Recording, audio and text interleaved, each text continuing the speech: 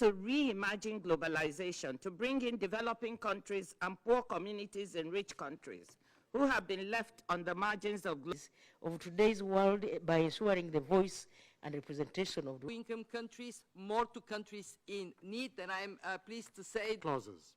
And we set a target to provide quality well-being of people and the planet. Thank you.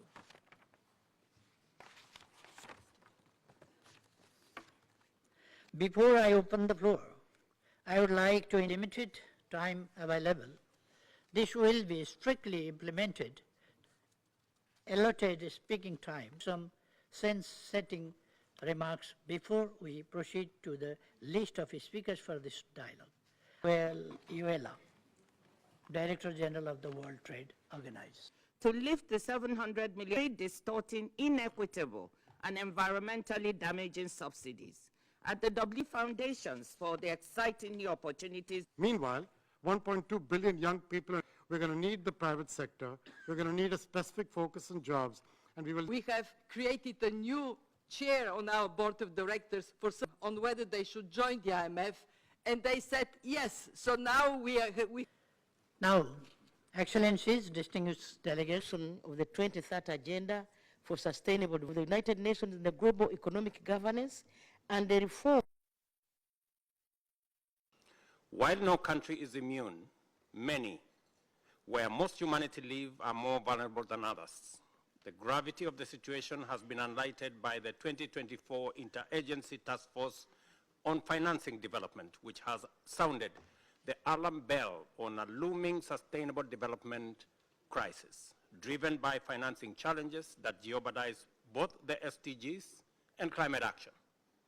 In the circumstances, the upcoming 4th International Conference on Financing for Development may be our last opportunity to make the radical changes needed to realize and realign our development priorities to meet the SDGs by 2030. We must urgently close financing gaps, bridge international divides, and restore trust in multilateralism. However, the current multilateral system is clearly struggling to address these immense, complex, and dynamic challenges effectively. As a member of the SDG Stimulus Leaders Group, which coordinates the mobilization of financial resources needed to accelerate global progress towards 2030 agenda. And as we do our best to achieve this goal, we also must recognize that the prevailing multilateral institutional architecture is dysfunctional, or at least highly ineffective, and cannot be relied upon to provide the solutions for the world that we all urgently need. This is why countries are increasingly turning to innovative, homegrown approaches to solve their most pressing problems.